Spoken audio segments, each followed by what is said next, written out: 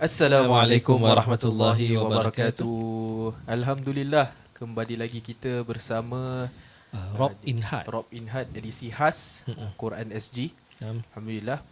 Dan pada kali ini insya-Allah kita masih continue dengan invited guest kita. Yep. Dan pada kali ini insya-Allah invited guest kita adalah Ustazah Nur Hidayah Azman. Apa khabar Ustazah? Sihat Assalamualaikum warahmatullahi wabarakatuh. Sihat? Alhamdulillah. Okay, kita terus ke soalan kita lah yang pertama. Tak ada tunggu-tunggu Kita tak ada tunggu-tunggu Ustaz. No time to waste. No time to waste. Tapi before that selalunya kalau before kita nak tahulah sedikit sebanyak berkenaan dengan Ustazah Nur Hidayah Azman. Di Ustazah boleh share dengan kita tak simple introduction kepada para penonton, para pendengar kita? Okay, boleh. InsyaAllah. Bismillah. Maybe as a start, really thankful lah to be here on this podcast. Untuk kongsi sedikit sebanyak with regards to kita punya relationship dengan Quran. Kalau introduction tu, saya merupakan seorang wanita, seorang ustazah, seorang anak kepada ibu bapa saya. Betul lah. Alhamdulillah. Kalau latar belakang or background tu, saya sebelum ni belajar dekat University of Malaya, belajar Quran Hadis. Kira Usuluddin lah. Usuluddin.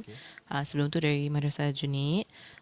Dan selepas perjalanan dekat uni tu, ada juga sambung pelajaran dalam bidang psikologi jugalah. Ya, jadi I think sebenarnya it comes from bila kita berinteraksi dengan masyarakat kan, dengan community, kita selalu rasa macam okay, ni ada ilmu, ia merupakan satu amanah, lepas tu kita nak sampaikan kepada masyarakat. Tapi in the process tu saya dapati bahawa okay, sebenarnya ada gap or an area in which that masyarakat kita perlu know deeper about certain things, and it's not just about amanah saya untuk ajar Al-Quran dengan hadis, tapi bagaimana saya nak ajarkan ilmu tu kepada masyarakat. Dan that is why macam okay, mungkin psikologi boleh membantu, dan di situ saya sambung belajar psikologi. Dan some other things yang saya buat pun is I'm quite active on social media lah. Dan di situ where I interact with my community. Masya-Allah. Alhamdulillah. Okay, asatiza yang sambung dalam bidang psikologi really rare lah kalau kita tengok zaman sekarang, ataupun kita tengok kat Singapore sendiri. Sebab psikologi is kita belajar pasal how human punya reaction tu semua kan. Human behaviour lah. Human behaviour, yes, correct. So kalau Ustazah bercakap berkenaan dengan kehidupan Ustazah, perjalanan Ustazah dalam dalam menjalani kehidupan Ustazah selepas belajar di universiti semua, saya faham sebagai seorang manusia yang hidup dalam muka bumi Allah ni, sebagai fitrah ataupun sunnatullah adalah kita yang kita lalui ujian, kepayahan, kesusahan. Jadi pada edisi kali ini, InsyaAllah kita akan membincangkan berkenaan dengan ketabahan, kesabaran dan juga kepayahan yang kita lalui, supaya kita dapat tahu yang kepentingan Al-Quran, mendampingi Al-Quran ini adalah boleh membantu kita dalam menghadapi kesukaran dan ketabahan.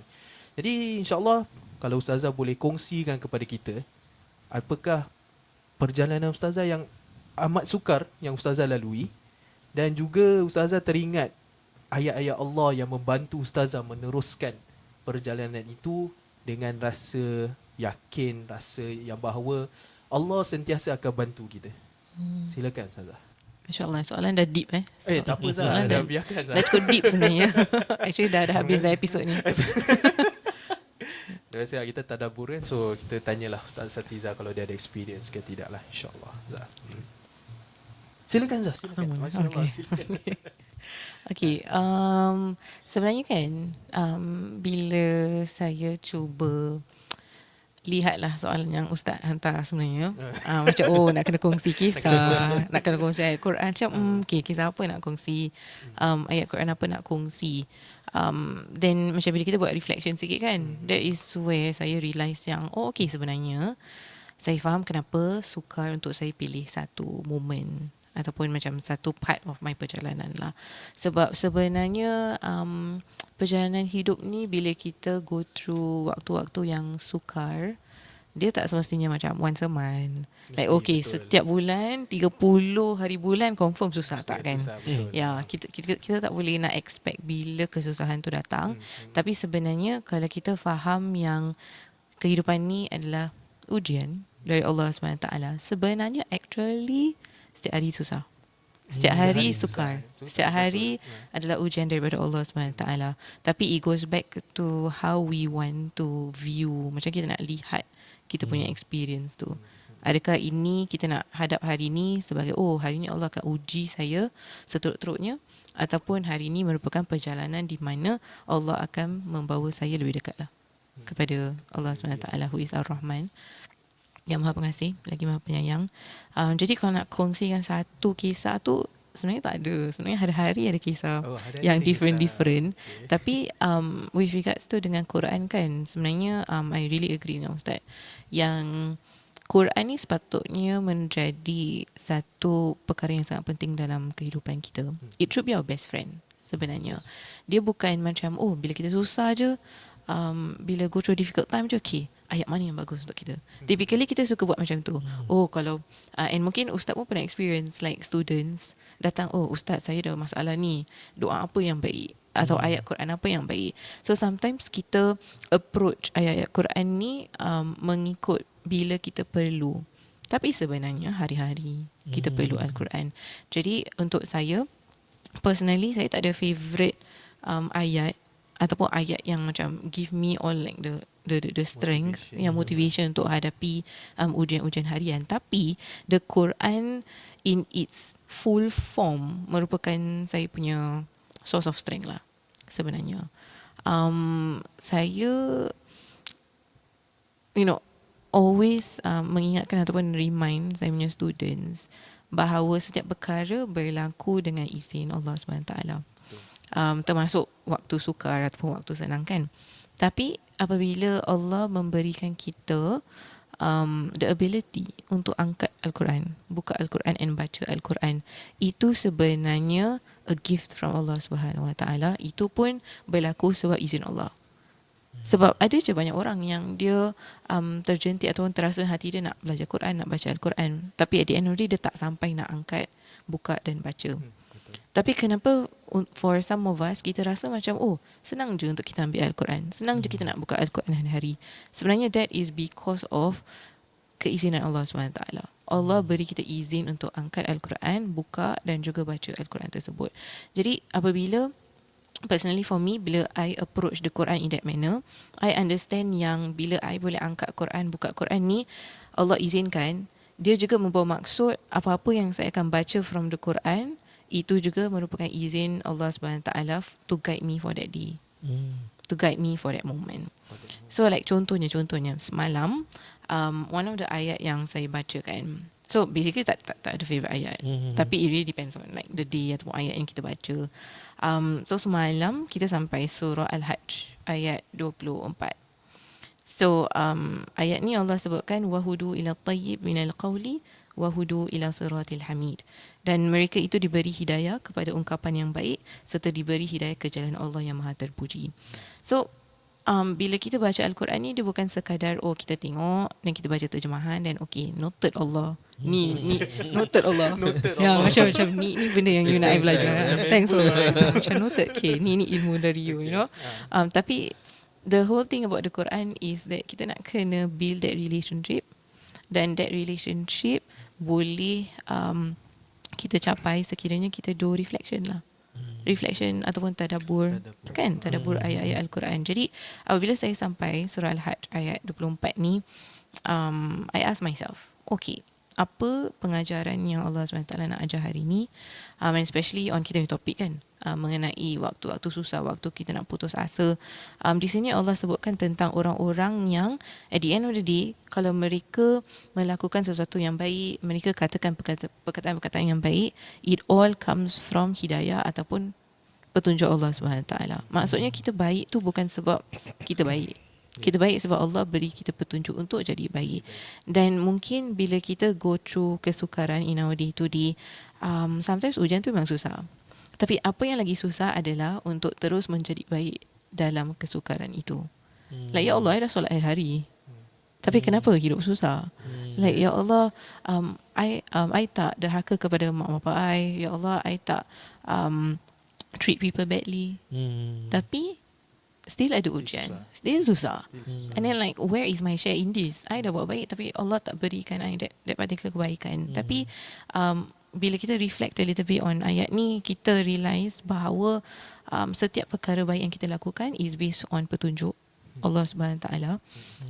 And setiap hari tu bila kita go through ujian-ujian ataupun kesukaran, momen kesukaran tu, kita juga perlu that hidayah ataupun that petunjuk dari Allah Subhanahu Wa Taala to go through each day. So at least for me, waktu-waktu sukar tu dia bukan macam the biggest moment in my life really, tapi macam mana kita nak lalu each day insya-Allah with the guidance lah of Allah Subhanahu Wa Taala. Yeah. Ya, masya-Allah. Ustazah boleh? Daripada tadi Ustazah punya perkongsian tadi Masih siang. So apa ni, tadi ada part yang Ustazah ada sentuh berkaitan dengan putus asa. Jadi putus asa ni macam dalam kehidupan memang biasa kita ada putus asa, perasaan putus asa. Macam example ni just example rekaan semata-mata ya. Macam contohnya tadi mikrofon tak ada sound. So contoh hampir nak macam putus asa contoh.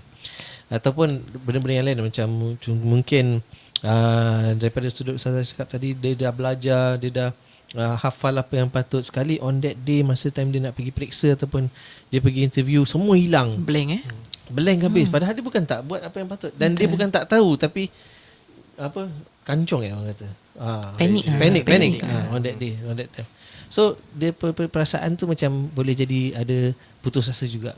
And of course dalam segi kehidupan harian, mungkin macam sebagai seorang ayah yang bertugas, yang bekerja, yang balik mencari nafkah dan untuk keluarga dan sebagainya. Tapi bila sampai ke rumah, macam dapatnya dia punya layanan daripada keluarga macam very like meh gitu. Macam tak ada macam Abi dah balik, apa benda, macam very like krik-krik krik-krik gitu. Padahal dia dah berusaha. Jadi dia ada macam rasa that kind of perasaan. Macam mana tu Ustazah? Macam mungkin ada daripada sudut mungkin emotional drain Emotionally drain. Masya-Allah. Masukkan term kan. Emotionally drain. Apa lagi yang patut-patut kita masukkan this kind of terms kan? Dalam kata yang lain gitulah. Panjang pula aku punya soalan. Tak apa. Okay. Konteks. So macam mana Ustazah agak-agak kita nak ambil Al-Quran ni sebagai macam yalah reference kita untuk mengatasi atau melalui benda-benda ni supaya kita menjadi seorang Muslim yang taat kepada Allah dan bertakwa kepadanya. Masya-Allah. Bismillah. Ada beautiful soalan dari Deeper Ustaz. Dia soalan kau apa lagi deeper. Deep dah deeper pula. Masya-Allah.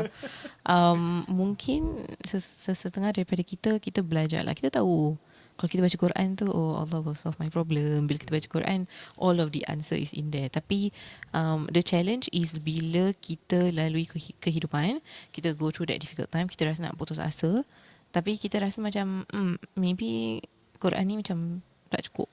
Like maybe I need to do something more. Macam kita, yelah kita ada masalah, yelah nak kena baca Quran, tapi I don't think that it is solving my my problems at this point in time. And I think this is where it is important untuk kita faham yang manusia ni kita kompleks.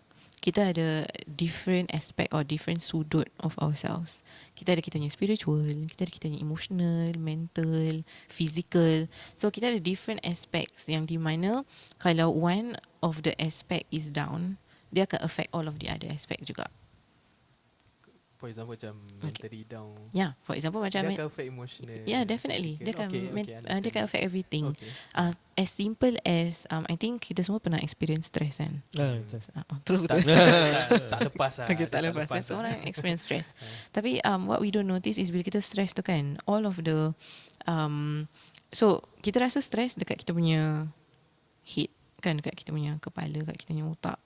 Tapi sebenarnya kita punya body pun ada effects, dapat that effects of stress. So contohnya there are many cases di mana kalau orang tu dia go through severe stress, a lot of times that stress pergi dekat kita punya colon. kita punya kolon, kita punya usus. Usus. Ya, kita punya usus, kita punya perut sebenarnya. So there are people yang kalau dia very stressed, dia asyik sakit perut, dia asyik buang air. Ada satu case ni, one of my student, dia stress, tekanan kerja sangat sampai dia dapat IBS. IBS. So IBS is irritable bowel syndrome. Dia macam a few steps before like colon cancer, that kind. So that is an example sebenarnya macam kita rasa stress mentally, tapi dia can actually translate into our physical lah. Yeah, so bila mana kita experience moment yang kita rasa nak putus asa kan, yes, bagus untuk kita terus jump to the Quran, ambil Quran, baca Al-Quran. Tapi at the same time kita perlu understand that we also have our other needs as well, right? Contoh tadi, seorang ayah baru balik kerja, penat. So mungkin kita rasa putus asa tu not because of that moment, tapi sebab kita dah kerja sepanjang hari. Mungkin something happen dekat work that buat kita rasa nak putus asa. Jadi bila kita balik rumah tu, kita cuba mencari sesuatu ketenangan yang boleh address kita punya rasa putus asa tu. So I think it's important to not macam blame people bila kita rasa putus asa, bila people tak boleh nak give what we want. Because at the end of the day, those are teaching moments, and dia mengingatkan kita bahawa the one yang can give us what we want is sebenarnya Allah. Right? Kita, for example, we change the situation. Bapak tu penat, dia balik, habis semua orang sambut dia, so dia rasa happy kan. Tapi boleh tak dia tetap rasa putus asa? Boleh. Sebab mungkin sebab apa yang berlaku kat kerja, mungkin something yang he is struggling with mentally ke contohnya. So at the end of the day is to understand yang kita nak kena start from the source. Kita punya source of kekuatan, ketenangan is Allah SWT. So that is why kita boleh utilize kita punya ibadah, kita punya worship untuk connect with Allah. Tapi I think soalan Ustaz was really beautiful because Ustaz also selitkan that relationship or that perjalanan dengan Quran. So Quran bila diturunkan kepada Rasulullah SAW, ia merupakan satu mukjizat yang tidak diturunkan untuk beri kita other than ketenangan lah, other than peace. Like if you nak kaya, then you kerja lah kan, you usaha lah, right? You usaha. You nak increase your physical strength, then you exercise lah, right? You tak boleh macam buka Quran, tiba-tiba kaya, right? You buka Quran, tiba you macam banyak duit kat bank. You buka Quran, tiba-tiba you dah ada all of that muscles. Kalau macam itu best Alhamdulillah. Allah terus dapat. Betul Lepas tu semua orang tak kerja lah, semua orang buka je, buka semua ada effort langsung. Tapi apa yang kita belajar daripada kita punya relationship dengan Quran is the only place di mana kita can dapat that ketenangan is actually from the Quran itself. And which is why when we talk about putus asa kan, kita address lah kita punya mental, kita emotional, physical. Mungkin kita perlu rest. Sometimes kita okay, cuma sebab badan kita penat. Jadi kalau kita tidur sekejap, dan kita bangun, kita feel better, right? So kita kena address all of the other aspects, tapi kita tak boleh forget kita punya spiritual lah. And that spiritual memerlukan Al-Quran. Kenapa? Sebab Al-Quran is a place where dia boleh memberikan kita that oxygen untuk kita punya soul. So kalau body kita perlu oxygen, kita punya soul, kita punya spiritual memerlukan oxygen, and that oxygen is actually the remembrance of Allah SWT lah. And through the Quran, it can give us that remembrance. So for those yang mungkin mendengar and then maybe kata, oh saya dah try, saya rasa macam putus asa, saya rasa macam nothing is working, saya buka Al-Quran, baca macam sama je. But wait a minute, your oxygen ada ke tak? And your oxygen is remember Allah SWT. Adakah you baca, you remember something else? Adakah you baca sekadar baca tapi nothing goes into your heart? Dia perlu ada that remembrance. So which is why it is never about quantity. Like, oh ya Allah, hari ni ada habis 1 juz, macam tak ada pun that keterangan, right? Like, ya Allah, where is it? Tapi dia different kalau orang tu cuma baca 1 ayat, tapi dia ingat Allah, dia buat dia punya muhasabah, dia punya reflection, dia cuba fahamkan apa yang Allah SWT nak sampaikan. Itu boleh menjadi kita punya antidote lah untuk mencari keterangan tu. So I think remembrance of Allah tu perlu even bila kita nak baca kita punya Al-Quran. Sorry, panjang Tak apa. Okay, back to Ustaz. Let's go. Soalan lah macam Ustazah cakap lah pasal kita baca banyak pun, kalau lah tak ada effect apa-apa pada diri kita pun still useless lah. Betul. So the based on the quality of apa kita baca ayat tersebut. Kalau kita baca, kita faham, dan kemudian kita betul-betul menjalani ataupun mengamalkan apa yang kita baca tadi tu, insya-Allah dia akan lebih membantu lagi spiritual kita lah. Macam Ustaz cakap, satu kalau affect dia akan affect semua kan. Macam badan kita juga. Satu kalau sakit dia akan affect semua. So kalau bila kita heal kita punya spiritual, insya-Allah dia akan membantu kita mentally, emotionally dan seterusnya lah. Betul. Macam tadi jawapan tadi dalam banyak tu satu je. IBS tu benda. Baru tahu ingatkan OBS, ingatkan IBM lah. Terlalu dalam ni tag sangat OBS pun termasuk. dalam banyak-banyak. Banyak-banyak. Tapi inti dia bagus lah. Cuma maksudnya tu macam apa tu IBS? Ustaz terus fokus IBS je ke? Oh tak. Jawapan dia dapat. Dapat. Bukan pasal stres Ustaz. Okey okey. Alhamdulillah. Okay, Alhamdulillah. So apa ni, kita dah dapat sedikit sebanyak berkaitan dengan bagaimana kita nak mendampingi diri kita dengan Al-Quran supaya kita dapat memahami, dalam arti kata merasai kandungan Al-Quran tu, kerana ia tak secara langsung dapat address kita punya needs of that spiritual oxygen. Betul. Spiritual oxygen. Betul lah. Kalau macam Ustaz cakap, Ustaz sendiri pun tak ada macam spesifik ataupun ayat yang membantu Ustazah. Memang betul ayat Al-Quran tu semua, the whole Al-Quran tu adalah satu bantuan untuk kita. Tapi macam some of us ada certain ayat, macam saya boleh share saya ayat yang saya paling suka is surah Insyirah lah, yang Allah sebut inna ma'al usri yusra 2 kali. So maknanya Allah dah beri macam satu penekanan dalam di situ yang setiap kesusahan tu mesti ada kebaikan. 2 kali Allah repeat. So dalam istilahnya adalah takkidun, kepastian kat situ. So insya-Allah selepas kesusahan tu akan ada kesenangan. Which is fine. Yeah. Which is Boleh, fine. Kalau you ada favourite ayat, tak favourite ada. surah ke, that is better lah. Ya, betul. That is better, right? At least you tahu macam, okay, I boleh hafal, dan bila ada hari I perlu, then I quickly remember that betul. ayat, right? Yes. Maybe at least for me, kalau tak ada favourite, susah lah. Hari insyaAllah. Ayat apa hari ayat apa hari ni? Kalau Ustazah boleh tahu banyak ayat, memang Ustazah hafal lah Quran. InsyaAllah, kan? insyaAllah. Setiap ayat. Ada macam sebarang huruf favorite tak dalam Al-Quran? Huruf? Oh, insyaAllah.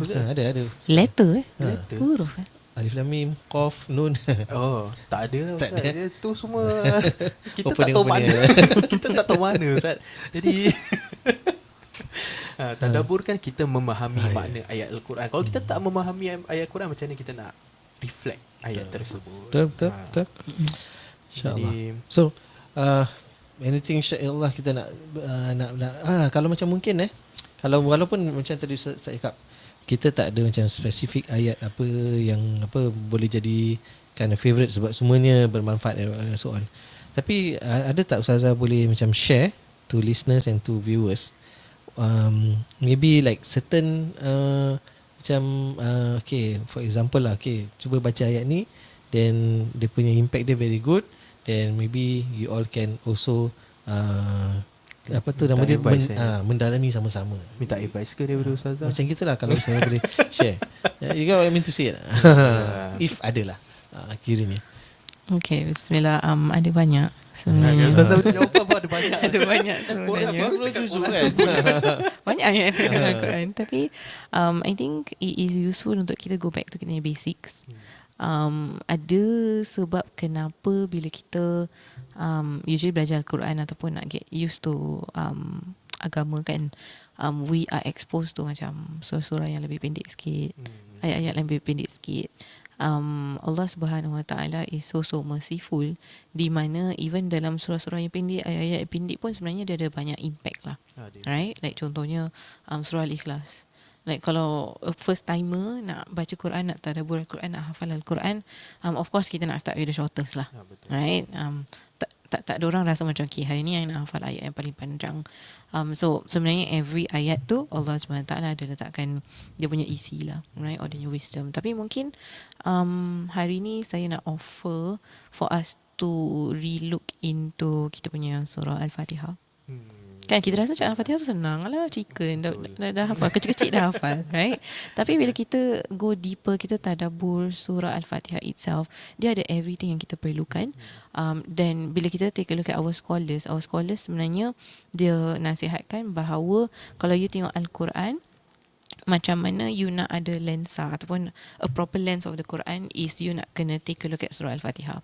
Sebab surah Al-Fatihah gives us the entire lens of the Quran and how we want to approach the Quran. And which is why bila kita baca Bismillahirrahmanirrahim, the first ayat, dengan nama Allah yang Maha Pengasih lagi Maha Penyayang, Allah nak kita begin from a place of mercy.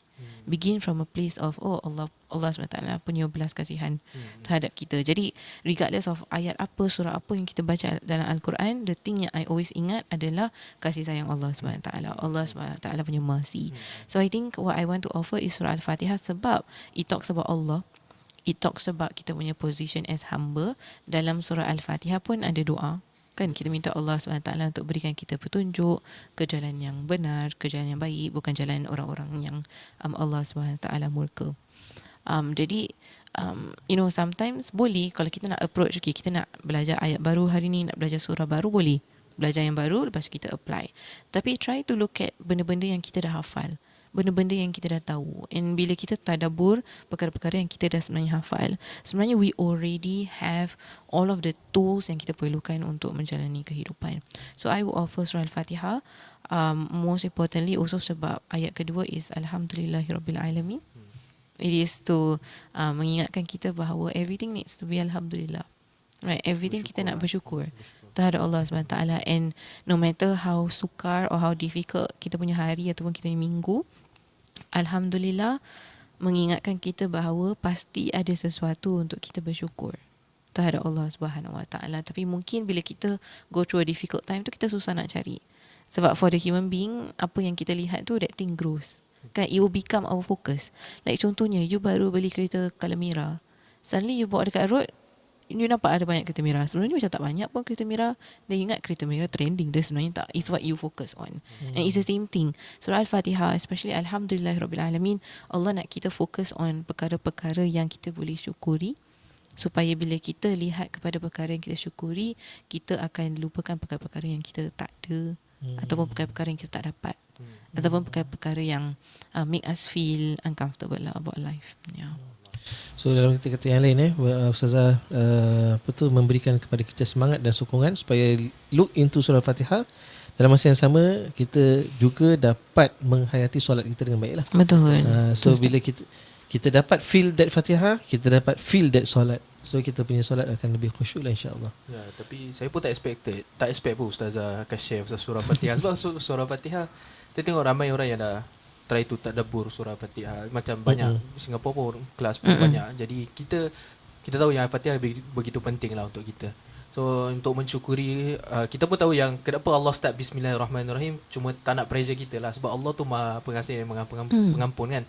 So kalau Allah start dengan Bismillah, dengan nama Allah yang Maha Aziz ke Maha Jabbar ke apa, kita akan rasa macam lain kan. So kita tahu yang bila kita baca Quran, Allah Maha Pengasih, Pengampun, belas kasihan daripada Allah Subhanahu Wa Taala dan sebagainya. Dan kemudian kita syukuri nikmat Allah Subhanahu Wa Taala. Betul. Yang tadi Ustaz cakap ada banyak kelas pasal Al-Fatihah. Saya tahu ada banyak kelas lah. lah. Tu pun betul. And I think Alhamdulillah kita ada, it is a nikmat lah to have access to classes yang ajar kita kan. Al-Quran, tadabbur Al-Quran.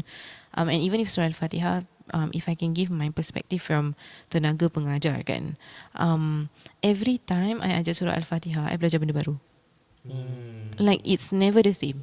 First time I ajar surah Fatihah dengan kali ketujuh I ajar surah Fatihah lain. Manfaat dia. Yeah, I thought I will share the same thing, tapi I sendiri dapat manfaat yang lebih compared to the very first session. Jadi untuk kita, bila kita dah faham sesuatu ayat atau sesuatu surah tu, don't stop there.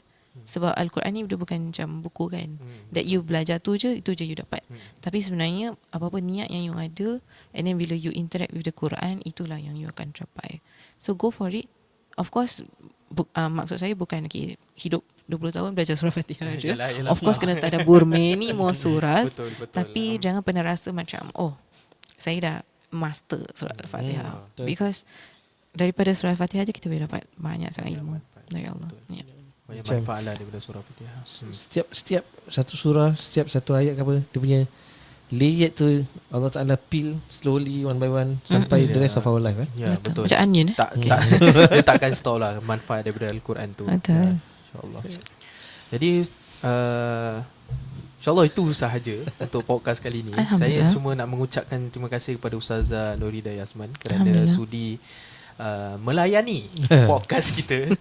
InsyaAllah kepada para penonton dan pendengar, InsyaAllah dia bermanfaat kepada mereka yang ingin mendengar berkenaan dengan Tadabbur SG, Quran SG. InsyaAllah. Jadi itu sahaja daripada kita. Kita tutup majlis ni. Sekali lagi lah Ustazah, terima kasih Ustazah atas undangan ni. Terima kasih sudi jemput Closing macam rabak. Ustaz dah bukan terpengaruh, dia terpegun dengan jawapan suratul Fatihah. Betul. Speechless Speechless. Saya ni lah tersolat asal kan nanti. Baiklah, insyaAllah sekali lagi terima kasih daripada kami. Kita daripada podcast Rock in Heart mengucapkan ribuan terima kasih. Dan ini edisi khas sampai hilang suara aku. Edisi khas Tadabbur SG. Mudah-mudahan Allah SWT memberi manfaat kepada kita semua. Amin. Dan insyaAllah segala ilmunya dapat manfaat dan kita dapat pahala daripadanya lah, insyaAllah. Jadi sampai di sini saya. Assalamualaikum warahmatullahi wabarakatuh.